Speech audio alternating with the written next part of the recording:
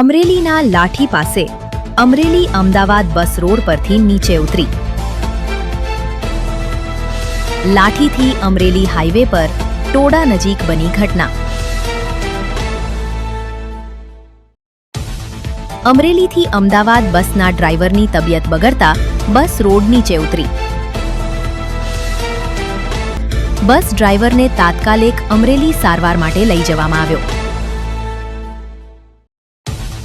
અમરેલીથી Ahmedabad ST બસમાં Bessel મુસાફરોને કોઈ જાનહાનિ નહીં।